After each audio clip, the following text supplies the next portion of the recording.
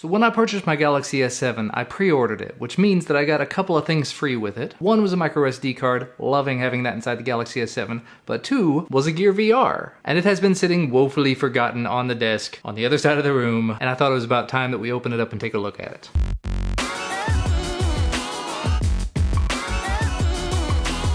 Now I have opened one of these before. There's not a whole lot to the unboxing process, so I'm not going to subject you to that. But inside the box you'll get some manuals, head strap, other head strap, and the headset itself, which was upside down, with all sorts of plastic all over it. Plastic that's very difficult to remove, on the inside and the outside.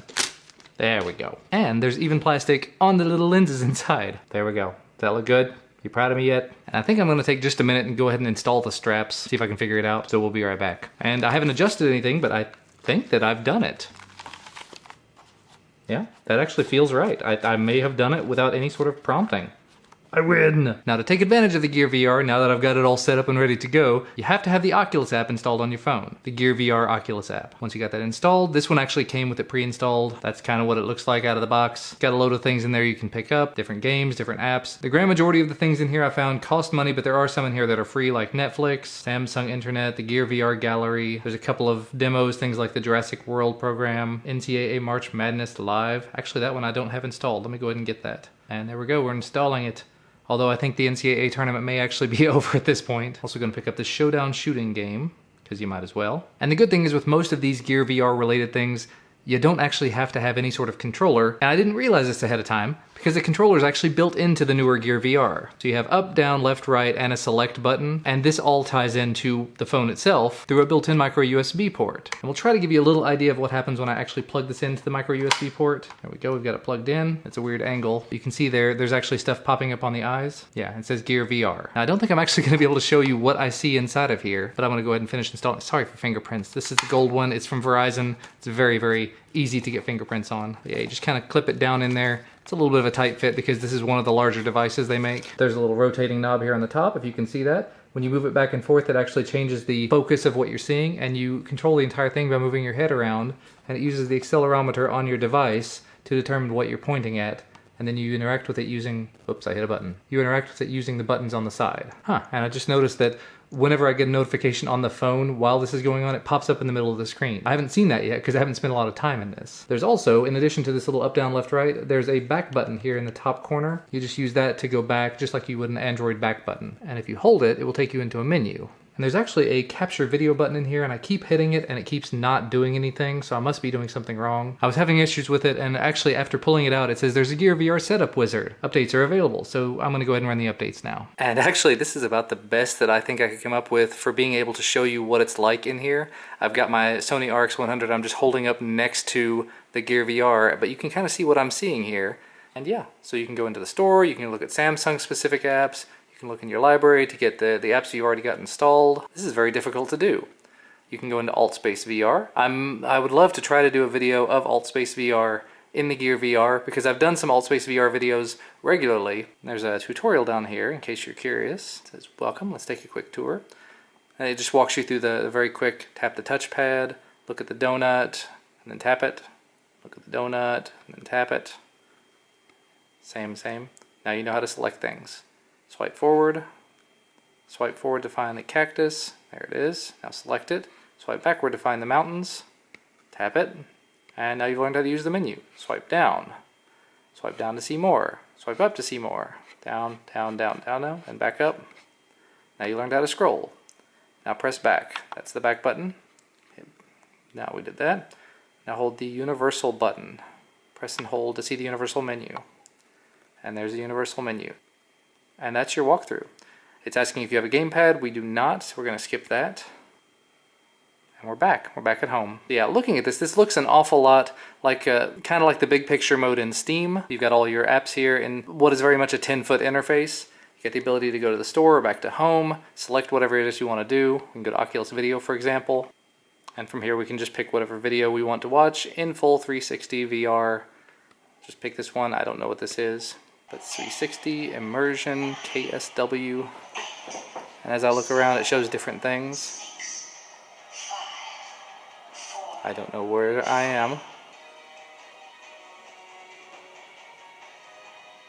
Okay, well that's enough of that. Very, very cool to be able to immerse yourself like that. So I could pick like Netflix, and that's gonna take me into my little Netflix room. And as you can see, as we look around the room, you get to see all of the little things. Like look, there's a little scene outside. And then there's Netflix where you can pick things. And the rest of the room, it's really, really cool.